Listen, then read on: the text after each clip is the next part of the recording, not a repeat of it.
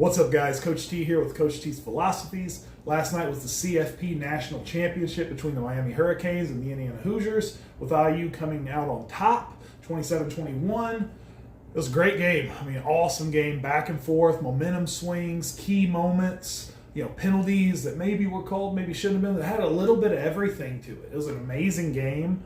Miami hung in tough. They had a chance to win the national championship at the end of the game. Ultimately, Carson Beck throws that pick, which I have a few questions about, but they were marching down the field, and they really had a chance there at the end. It came down to the very last minute of the game, which is, as a fan, that's kind of what you want in these grand moments like this: national championship, playoffs, Super Bowl, state championships, all that stuff. You want these moments, you want these types of games. So to be a national championship, it lived up to it. It was an ugly game at times. It was a confusing game at times, but IU found a way to dig deep and win. Fernando Mendoza's already won the Heisman, but that moment last night, that 4th and 5 QB draw was, that was a Heisman moment in itself. As a championship moment is what it was. And everybody, every now and again, there's moments in sports and college and pros, and that was a moment last night. 4th and 5 to not kick the field goal. They kicked the field goal there. They still force Miami to have to score a touchdown because they go up 6. And everything points to you don't go for it, you kick the field goal. But, Coach Sig wanted to go try to win the Natty. He wanted to win the national championship. I can imagine that play call. You're calling out to your guys and stuff on your mic and, hey, boys, let's go win the national championship with this play call. Like, that's a crazy thing to think about, but they did in a sense. And, there's still 9 minutes left in that game. There's a lot of time left. Miami was nowhere near done, and they fought back and had a chance. But it took everything and then some for Indiana to find a way to win. So, I thought Miami's defensive line would be a big problem, and it ended up being, especially in the second half, really slowed them down, made IU have to work, made them have to make crazy plays, throwing out there to Charlie Becker, and just unreal athleticism and timing, the fade routes, the back shoulder, and I found out earlier in the year those guys are roommates, Mendoza and Becker, the wide receiver.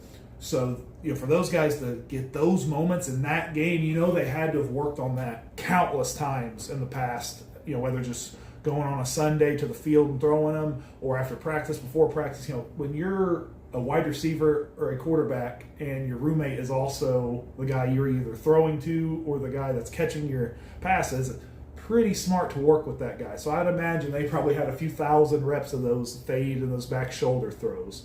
So, but yeah, the defense, they made IU have to make tough plays. Miami on offense was rather confusing. Carson Beck played very bleh kind of for a long time. The run game was a miss until the big hitter. And then Miami kind of started to chip away a little bit and get some things going. Malachi Toney showed up. He made some very electric plays, and that's kind of what he is. He's lightning in a bottle. So Miami did everything they could to fight, but I just think the turnover, the lack there of first downs on third down in the first half, obviously the block punt. I mean, think about it. IU barely won, 27-21. They had to get an interception while they're driving to win the game. They had to block a punt for a touchdown. They doinked an extra point in that could have very easily missed, and then Miami doinks a field goal that very easily could have went in, but it went out. So there's 4 points in just the doinks, not to mention the block punt. So that's why these games can be marginally thin sometimes, and IU found a way.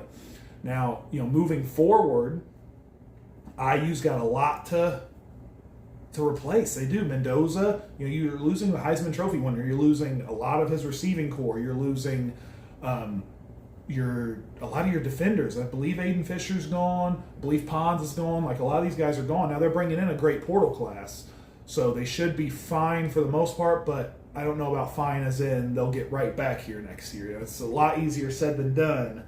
And once you win it, now you have that target on your back, and it's hard to do it again. It's been forever since we've had a back-to-back. So can they do it? I mean, we'll see. But there's countless pieces that need, cogs that need put in place, and the pieces here, and we're far away from that. So I think they'll be a top 10 team next year. I think they could compete for a playoff spot again, and I would be surprised if they're not either in the playoff or right outside, because their schedule's not that bad either. For Miami, Miami's got to replace Carson Beck. They got to replace Ruben Bain.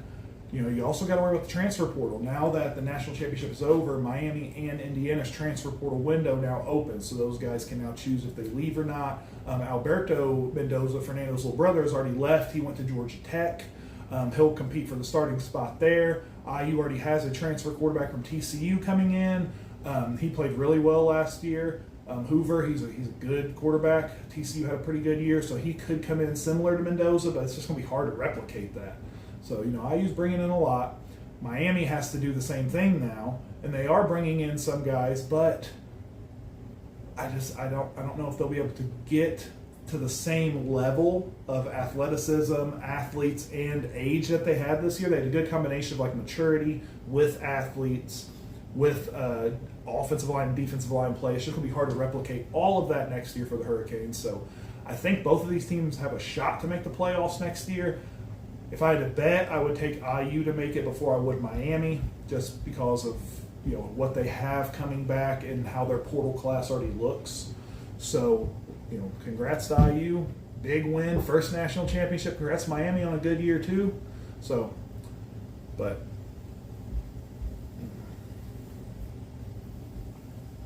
congrats to Indiana, congrats to Miami, great years.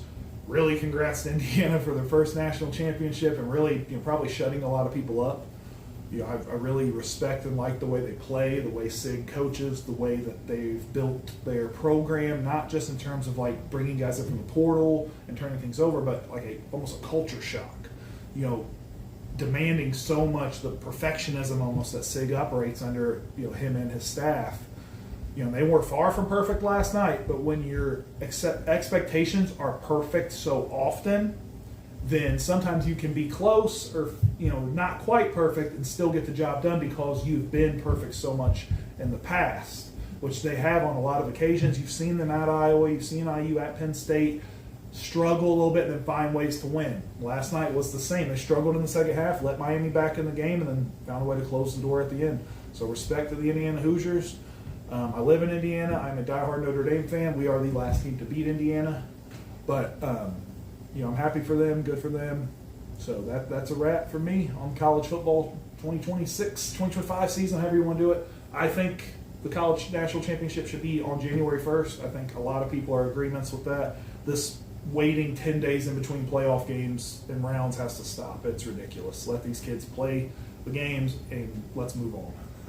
So that's it on 2025 with college football. I'm Coach T. I'm out.